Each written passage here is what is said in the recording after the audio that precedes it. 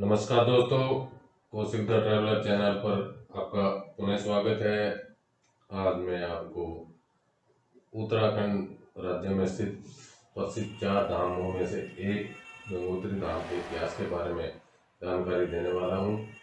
गंगोत्री उत्तराखंड के उत्तरकाशी जिले में स्थित सबसे पवित्र हिंदू मंदिरों में से एक है।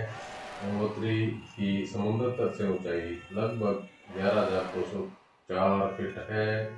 गंगोत्री मंदिर चारों तरफ से पहाड़ियों से घिरा हुआ है। भारत चीन सीमा के करीब स्थित है। अपने पर्यटकों को शांति और शक्ति प्रदान करने के लिए माना जाता है।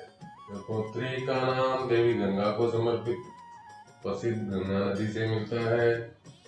यह स्थान न केवल मंदिरों के कारण बल्कि अपनी प्राकृतिक सुंदरता के कारण भी प्रसिद्ध है। गंगोत्री नदी का उत्पत्ति स्थान है और साथ ही उत्तराखंड की 4 धाम यात्रा में से एक स्थान है। नदी को स्रोत पर भागीरथी कहा जाता है और देवप्रयाग से गंगा नाम प्राप्त करती है, जहाँ यह अलकनंदा में मिलती है। पवित्र नदी गंगा का उद्गम स्थल गंगोत्री ग्लेशियर में स्थित गौमुख में है और यह गंगोत्री से 19 किलोमीटर दूरी पर है।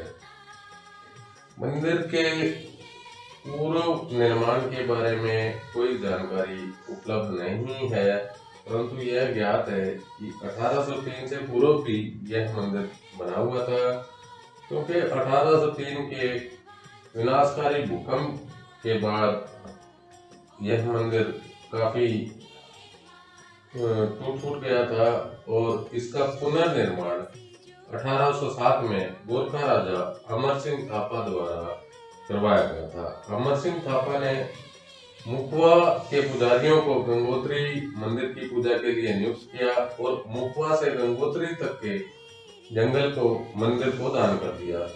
इससे पूर्व तकनौर के खास राजपूत ही पहले गंगोत्री की पुजारी थे।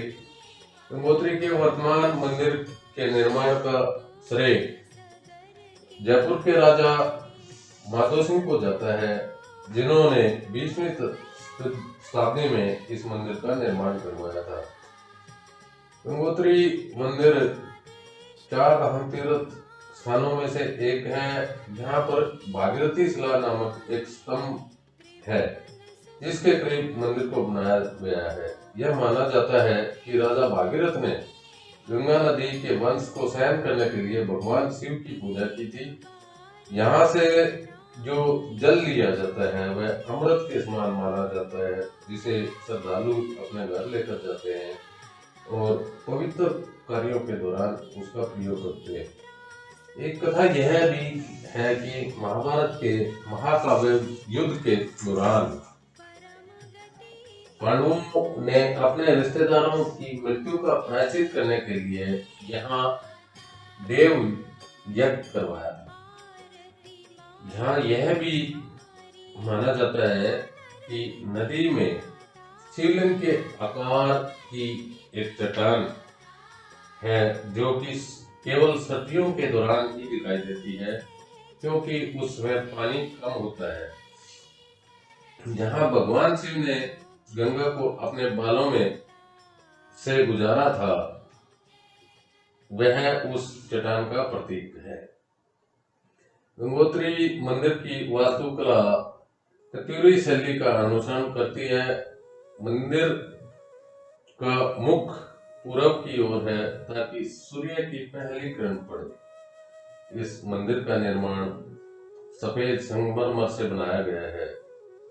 आंतरिक गर्भगृह में देवी यमुना, सरस्वती, अन्नपूर्णा, महालक्ष्मी और भागीरथ के साथ मुख्य देवता के रूप में देवी गंगा की मूर्तियां स्थापित हैं। महान ऋषि आदि शंकराचार्य की गर्भगृह में एक मूर्ति है। 4 छोटे मंदिर भगवान शिव, गणेश, हनुमान और भागीरथी को समर्पित है। धार्मिक दृष्टि से गंगा का वर्णन संभव नहीं है। गंगा के अपार महत्व को देखते हुए इसका वर्णन नारद पुराण में मिलता है। गंगा अपने आप में एक तीर्थ है, गंगा का वर्णन लगभग सभी शास्त्रों में श्रद्धा और सम्मान के साथ किया गया है। गंगा की महिमा का वर्णन ऋग, वैदिक साहित्य और पुराणों में मिलता है। गंगा का सबसे अधिक वर्णन पुराणों में मिलता है। विष्णु पुराण, वायु पुराण, शिव पुराण, ब्रह्म पुराण, मत्स्य पुराण, नारद पुराण, मार्कंडेय पुराण, शकद पुराण, अग्नि पुराण, वामन पुराण आदि सभी पुराणों में आप गंगा का विस्तृत विवरण पा सकते हैं। यह भी बताया जाता है कि राजा भागीरथ के परदादा राजा सागर ने पृथ्वी पर राक्षसों का वध किया। अपने वर्चस्व की घोषणा करने के लिए उन्होंने एक अश्वमेध यज्ञ की घोषणा की। इस यज्ञ के दौरान एक घोड़े को खुला छोड़ दिया गया। यज्ञ के दौरान सर्वोच्च शासक इंद्र को डर था कि अगर राजा का यज्ञ पूरा हो जाता है तो वह अपने आकाशीय सिंहासन से वंचित हो सकते हैं। इसलिए अपने दिव्य शक्तियों का उपयोग करते हुए उन्होंने घोड़े को खोज लिया और ऋषि कपिला के आश्रम में बांध दिया, जो कि उस समय ध्यान मगन बैठे थे। जैसे ही राजा सागर के सैनिकों को पता चला कि वे अपने घोड़े को खो चुके हैं, तो राजा ने अपने 60,000 बेटों को पता लगाने का काम सौंपा। जब राजा के पुत्र खोए हुए घोड़े की तलाश में उस स्थान पर पहुंचे जहां ऋषि कपिला ध्यान कर रहे थे, ऋषि कपिला का ध्यान जब टूटा तो उन्होंने आश्रम में अपने बगल में एक घोड़े को बंधा हुआ पाया। राजा के 60,000 बेटों ने क्रोध में आकर आश्रम पर धावा बोल दिया और ऋषि पर घोड़ा चोरी करने का आरोप लगाया। ऋषि कपिला ने क्रोध में आकर अपनी शक्तिशाली दृष्टि से सभी 60,000 पुत्रों को भस्म कर दिया और श्राप दिया कि उनकी आत्माएं केवल तभी मोक्ष प्राप्त कर पाएंगी जब उनकी राख गंगा नदी के पवित्र जल से धुल जाएगी। उस समय गंगा नदी स्वर्ग में बैठी एक नदी थी। कहा जाता है कि राजा सागर के पोते भागीरथ ने अपने पूर्वजों को मुक्त करने के लिए गंगा को पृथ्वी पर लाने के लिए, प्रसन्न करने के लिए 1000 वर्षों तक कठोर तपस्या की। अंत में उन्हें उनके प्रयासों में सफलता मिली और गंगा नदी उनकी भक्ति से प्रसन्न हुई और पृथ्वी पर उतरने के लिए तैयार हो गई।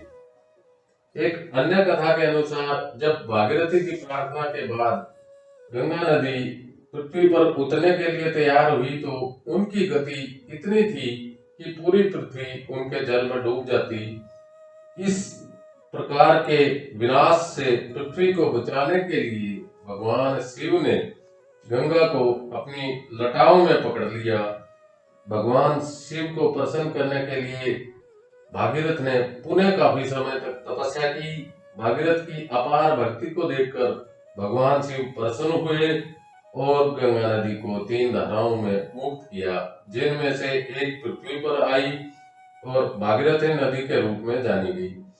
जैसे ही गंगा के जल ने भागीरथ के पूर्वजों की राख को छुआ, 60,000 पुत्र शाश्वत विश्राम से उठे। माना जाता है कि जिस पत्थर पर भागीरथ ने ध्यान किया था उसे भागीरथी शिला के नाम से जाना जाता है और यह गंगोत्री मंदिर के काफी स्थित है। दोस्तों, मंदिर के इतिहास और निर्माण के बारे में जो जानकारी उपलब्ध थी वह मैंने आपको उपलब्ध कराई। इसके साथ साथ मैं आपको यह जानकारी भी देना चाहूँगा कि यह मंदिर भारत के सबसे सुंदर मंदिरों में से एक मंदिर है। उत्तरकाशी, जो कि उत्तराखंड जिले का मुख्य शहर है, उत्तराखंड राज्य का मुख्य शहर है। आप वहां से 75 किलोमीटर की दूरी पर स्थित है गंगोत्री धाम। रास्ता बहुत सुंदर है। अगर आप रास्ते के दोनों तरफ पहाड़ियों, भागीरथी नदी उसके साथ साथ चलती रहती है, नज़ारों को देखेंगे तो आपका मन मोह लेंगे इधर से।